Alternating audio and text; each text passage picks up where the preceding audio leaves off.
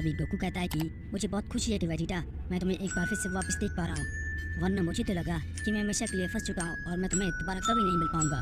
लेकिन तभी ज़ेनो आगे बढ़ता है और वो गोकू से कहता है कि सुनो गोकू, लगता है कि मैं तुम पे भरोसा कर सकता हूँ। हाँ, मुझे तुम पे भरोसा करना चाहिए, तुम मेरी मदद कर सकते हो। तभी ग्रैंड पीस भी कहता है कि आप सही सोच रहे हैं ज़ेनो, जो एक पूरे यूनिवर्स को रेस कर सकता है वो हमारे काम में आ सकता है। गोकू ज़रूर हमारी मदद करेगा और हमारे काम आएगा, और गोकू ही इस काम को कर सकता है, हम किसी और को इस काम के लिए नहीं चुन सकते। और तभी वहाँ पर लॉर्ड चंपा भी पहुँच जाते हैं और ग्रैंड ज़ेनो को वहाँ पर देख के लॉर्ड चंपा बहुत ज़्यादा डर जाते हैं। और तभी गोकू ग्रैंड पीस से कहता है कि जी हाँ ग्रैंड पीस, मैं तैयार हूँ, मैं आपकी मदद करने के लिए तैयार हूँ और आपके साथ चलूँगा। लेकिन आपको मेरी एक शर्त माननी होगी, मैं अपने साथ वेजिटा को भी ले जाना चाहता हूँ, क्या आप मेरे साथ वेजिटा को भी भेजेंगे? इस पर ग्रैंड पीस कहता है कि तो ठीक है सही गोकू, तुम जिसे चाहे उसे अपने साथ ले जा सकते हो, हमें इसमें कोई भी आपत्ति नहीं, लेकिन सबसे पहले हमें ज़ेनो पैलेस पे चलना चाहिए। और इतना कहते ही हम देखते हैं कि गोकू, वेजिटा, ज़ेनो और ग्रैंड पीस सीधा ही ज़ेनो पैलेस पर पहुंच जाते हैं। और तभी ज़ेनो अपने पैलेस के अंदर चले जाते हैं, लेकिन ग्रैंड पीस, वेजिटा और गोकू बाहर ही रहते हैं। तभी ग्रैंड पीस कहते हैं कि सही गोकू, टूर्नामेंट ऑफ पावर में तुमने अच्छी फाइट की थी, मैं जान चुका हूँ कि तुम्हारे अंदर कितनी पावर है, इस वजह से मैंने तुम्हें चुना है कि तुम हमारी इस मुसीबत को ख़त्म करो। इस पर ड्रिप्टो को कहता है कि जी हाँ ग्रैंड पीस, बताइए मुझे क्या था वो क्या प्रॉब्लम है जिसने आपको भी परेशान किया है। इस पर ग्रैंड पीस कहता है कि मैं अभी देख सकता हूँ कि तुमने अपनी इस जैकेट की पावर से एक पूरे यूनिवर्स को इरेज कर दिया था, तो तुम आसानी से उन बींग्स का सामना कर पाओगे और उन्हें हरा पाओगे। और तभी वजीरा कहता है कि ज़रा साफ साफ बताइए ग्रैंड पीस, क्या आप कहना क्या चाहते हैं? आखिर वो कौन से बींग्स हैं जिनसे आप भी डर रहे हैं? क्या वो बहुत ही पावरफुल हैं? इस पर ग्रैंड पीस कहता है कि ऐसा नहीं है सही वजीरा, मैं चाहूँ तो अपने एक हमले से ही उन सभी को ख़त्म कर सकता हूँ, लेकिन तुम तो जानते ही हो एंजल्स फाइट नहीं करते। इस पर डिप्को को कहता है कि तो ठीक है ग्रैंड पीस, लेकिन आप हमें बताइए कि वो कौन से बींग्स हैं जिनसे हमें फाइट करनी है। इस पर ग्रैंड पीस कहता है कि सही गोकू, मैं तुम्हें बता दूँ कि टूर्नामेंट ऑफ पावर में मांगी गई उस विश की वजह से इरेज हुए 6 यूनिवर्स अब वापस आ चुके हैं, और इसकी वजह से उनके डार्क डिस्ट्रॉयर्स भी वापस आ चुके हैं। तभी इस पर डिप्को को हराने में कहता है कि क्या ग्रैंड पीस, डिस्ट्रॉयर्स वो भी डार्क? आपका मतलब यही है ना कि वो डिस्ट्रॉयर्स हैं बाकी 6 यूनिवर्स की जिन्हें ज़ेनो ने इरेज कर दिया था। इस पर ग्रैंड पीस कहता है कि तुम सही कह रहे हो सेन गोकू, ज़ेनो ने अपनी पावर से उन 6 यूनिवर्स को इरेज कर दिया था, लेकिन वो एंजल्स को इरेज नहीं कर सकते, इस वजह से बाकी 6 एंजल्स को मैंने वापस एंजल वर्ल्ड में भेज दिया था, लेकिन उनके डिस्ट्रॉयर्स अब वापस आ चुके हैं। इस पर वजीरा कहता है कि तो इसमें इतना डरने की क्या बात है, वो सिर्फ मामूली डिस्ट्रॉयर्स हैं, हम उन्हें खत्म कर सकते हैं, आप इतना घबरा क्यों रहे हैं? इस पर ग्रैंड पीस कहता है कि लगता है मुझे तुम्हें पूरा इतिहास बताना होगा, तुम तो जानते ही हो इस मल्टीवर्स में सबसे पहले 18 यूनिवर्स एग्जिस्ट करते थे, लेकिन उन 6 यूनिवर्स के डिस्ट्रॉयर्स अपना काम सही से नहीं कर रहे थे, इस वजह से ज़ेनो को उनकी इस बात पे बहुत ज़्यादा गुस्सा आ चुका था। वो डिस्ट्रॉयर्स लगातार अपनी ताकत को बढ़ा रहे थे और डिस्ट्रक्शन नहीं कर रहे थे, इस वजह से ज़ेनो उन पर बहुत ज़्यादा नाराज़ थे। तभी ज़ेनो ये डिसाइड करते हैं कि वो बाकी यूनिवर्स को हमेशा के लिए इरेज कर देंगे, और डैन ज़ेनो ने बिल्कुल ऐसा ही किया, उन्होंने अपने ज़ेनो पैलेस से ही बाकी 6 यूनिवर्स को हमेशा के लिए इरेज कर दिया। लेकिन ग्रैंड ज़ेनो ने डिस्ट्रॉयर्स को इरेज नहीं किया, बल्कि उन्हें जिंदा रखा ताकि उन डिस्ट्रॉयर्स को उनकी सज़ा मिल सके, क्योंकि उन्होंने डिस्ट्रक्शन नहीं किया था, इस वजह से ज़ेनो ने उनके यूनिवर्स को इरेज कर दिया था। इसकी वजह से उनके यूनिवर्स में अब कोई भी प्लैनेट एग्जिस्ट नहीं करता था, इस वजह से वो डिस्ट्रॉयर्स हमेशा के लिए अपनी यूनिवर्स में फंस चुके थे। तभी ज़ेनो को लगा कि उन्होंने सब कुछ सही कर दिया है, लेकिन अचानक वो 6 डिस्ट्रॉयर्स आपस में एकजुट हो जाते हैं और वो डिसाइड करते हैं कि वो ज़ेनो को ख़त्म करेंगे, इस वजह से वो एक साथ आ जाते हैं। तभी डिप्को को हराने में कहता है कि इसके बाद क्या हुआ ग्रैंड पीस, क्या ज़ेनो ने उनका सामना किया? क्या ज़ेनो ने अपने एक हमले में ही उन 6 डिस्ट्रॉयर्स को हरा दिया? प्लीज़ जल्दी बताइए। इस पर ग्रैंड पीस कहता है कि हाँ, ज़ेनो ने अपने एक हमले में ही उन्हें हरा दिया था, लेकिन फिर कुछ ऐसा हुआ जिसके बारे में किसी ने कुछ भी नहीं सोचा था। हमने देखा कि उन 6 डिस्ट्रॉयर्स ने अपनी ताकत को एक कर लिया और वो फ्यूज़ हो चुके थे, और उनका ये फ्यूज़न बहुत ज़्यादा शक्तिशाली था, और अपनी इस असीम ताकत से उन डिस्ट्रॉयर्स ने ज़ेनो को एक चुनौती दे दी, लेकिन ज़ेनो को अब उनका सामना करने के लिए दिक्कत आ रही थी, और इस वजह से ज़ेनो को अपनी पूरी ताकत लगानी पड़ी ताकि वो उन 6 डिस्ट्रॉयर्स को हमेशा के लिए ख़त्म कर दें, और इसके बाद ज़ेनो ने अपनी असीम ताकत से उन्हें ख़त्म कर दिया। इस पर वेजिटा गुस्से से कहता है कि ग्रैंड पीस, ऐसा होना नामुमकिन है कि वो सभी डिस्ट्रॉयर्स सुपर शैनन की विश से वापस आ जाए, वो तो मर चुके थे। इस पर ग्रैंड पीस कहता है कि ज़ेनो को बिल्कुल ऐसा ही लगा था, लेकिन मैं जानता हूँ कि अगर कोई भी देवता मरता है तो वो हमेशा के लिए खत्म नहीं होता, बल्कि वो 0 वर्ल्ड में चला जाता है। और ये एक ऐसी दुनिया है जिसे शून्य लोक कहा जाता है, जहाँ पर सिर्फ देवता ही मर के जा सकते हैं और यहाँ से वापस आना लगभग नामुमकिन है। इस पर टिप को कुरानी में कहता है कि तो ग्रैंड प्लीज, आखिर वो 6 डिस्ट्रॉयर्स वापस कैसे आ चुके? वो भी तो 0 वर्ड में गए थे। ऐसा होना नामुमकिन है। सुपर शैनन उन्हें यहाँ पर नहीं बुला सकता। मैंने ठीक कहा ना? इस पर ग्रैंड प्लीज कहता है कि मैं भी ये नहीं जानता वो वापस कैसे आ चुके हैं, लेकिन मैं उनकी एनर्जी को फील कर सकता हूँ। वो अपने यूनिवर्स में वापस आ चुके हैं। और तभी वजीदा कहता है कि इसमें डरने वाली कोई भी बात नहीं है ग्रैंड प्लीज। अगर वो यहाँ पर आए तो ज़ैनो फिर से उनका सामना कर पाएंगे और ज़ैनो बड़ी आसानी से फिर से उन्हें हरा सकते हैं। इस पर ग्रैंड प्लीज कहता है कि लगता है तुम समझे नहीं प्रिंस वेजिटा।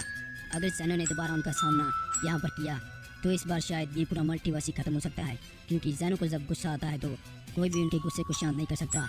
इसकी वजह से वो किसी भी यूनिवर्स को इरेज कर सकते हैं। और अगर ज़ैनो की फाइट यहाँ पर शुरू होती है तो ये तय है कि कोई ना कोई यूनिवर्स हमेशा के लिए इरेज हो जाएगा और चाहे तो पूरा मल्टीवर्स भी इरेज हो सकता है। इस पर टिक्को को हराने में कहता है कि ये तो बहुत बड़ी प्रॉब्लम है ग्रैंड प्लीज, हमें जल्दी इसे ठीक करना होगा। वेजिटा, हमें चलना होगा उन सभी यूनिवर्स में और हम एक एक यूनिवर्स में जाकर उन डिस्ट्रॉयर्स को ख़त्म कर सकते हैं। इस पर ग्रैंड प्लीज कहता है कि मैं भी बिल्कुल ऐसा ही चाहता हूँ सेन गोकू, कि तुम आने वाले खतरे को पहले ही ख़त्म कर दो। ऐसे हम इस मल्टीवर्स को बचा पाएंगे और ज़ैनो को नाराज़ भी नहीं करेंगे। और तभी वजीदा कहता है कि क्या कराट, मैं तैयार हूँ, तो चलो चलते हैं। काफ़ी देर से हमने अपनी पावर को यूज़ नहीं किया, अब मज़ा आने वाला है। और इस पर टिप्को को कहता है कि हाँ वजीदा, मैं भी काफ़ी ज़्यादा एक्साइटेड हूँ, क्योंकि मैं अपनी स्ट्रिप जैकेट को टेस्ट करना चाहता हूँ और मैं ये भी देखना चाहता हूँ कि इस स्ट्रिप जैकेट में कितनी पावर है।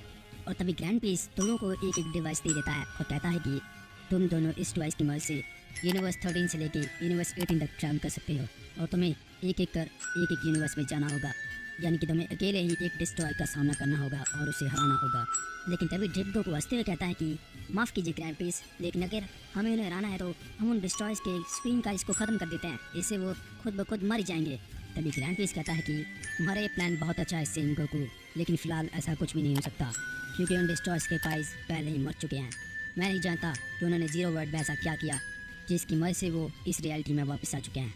तो अब तुम्हें जाना होगा और इन डिस्ट्रॉयर्स को जल्दी ख़त्म करना होगा। तभी गोकू और वेजिटा एक्साइटेड होते हुए कहते हैं कि हम तैयार हैं ग्रैंड प्लीज, हम जल्द ही उन सभी डिस्ट्रॉयर्स को ख़त्म कर वापस आएंगे।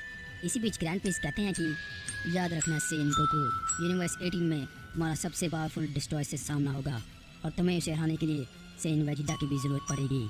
अब तुम्हें चलना चाहिए। और तभी हमें अर्थ का सीन दिखाया जाता है, जहाँ पर पिकलो गोहान से कहता है कि ए गोहान, क्या तुम्हें पता चला कि तुम्हारे डैड के पास एक अजीब सी जैकेट आई है जो शायद बहुत शक्तिशाली है, और मैं यकीन से कह सकता हूँ कि वो जैकेट इस यूनिवर्स की तो बिल्कुल भी नहीं है।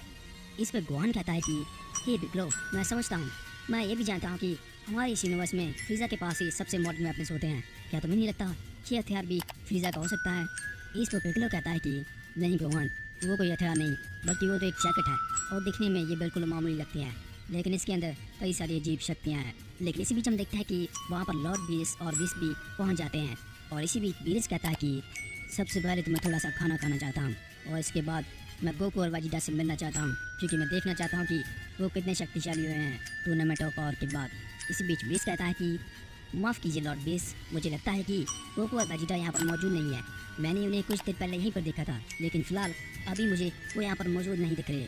इस पर पिकलो लॉर्ड बीस से कहता है कि हाय लॉर्ड बीस, मैं आपको बता दूं कि गोकू और वेजिटा यहाँ पर मौजूद नहीं है, क्योंकि वो यूनिवर्स 6 में गए हैं किंग सटारा से मिलने, और सेन काबा और एंजल वाडोस उसे यहाँ पर लेने आए थे।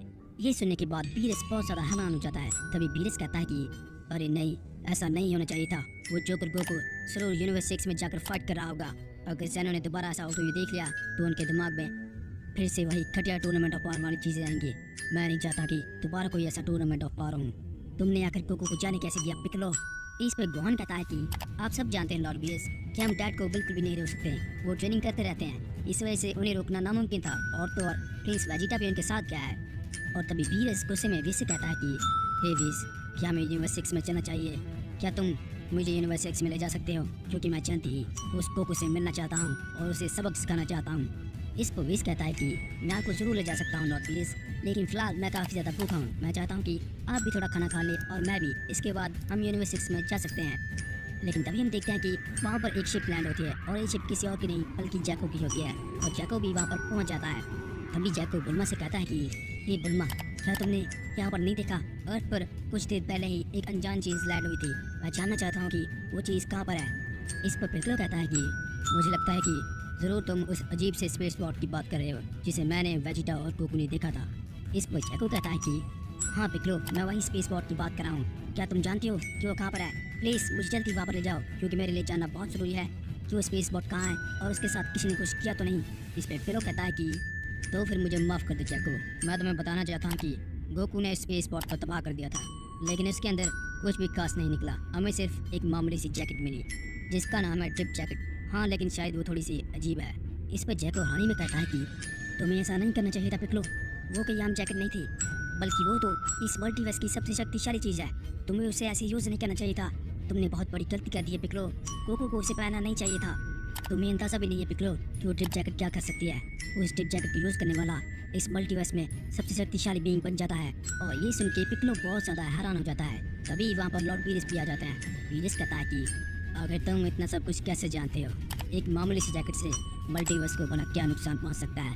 तुम बहुत ज़्यादा डर चुके हो, मुझे लगता है कि तुम्हें यहाँ से वापस चले जाना चाहिए। तभी जैको कहता है कि नहीं लॉर्ड वीरस, प्लीज़ मेरा यकीन कीजिए, वो जैकेट हमारी रियलिटी की नहीं है, बल्कि वो जैकेट तो किसी और कॉस्मोस से आई है, यानी कि ये जैकेट दूसरे मल्टीवर्स की है।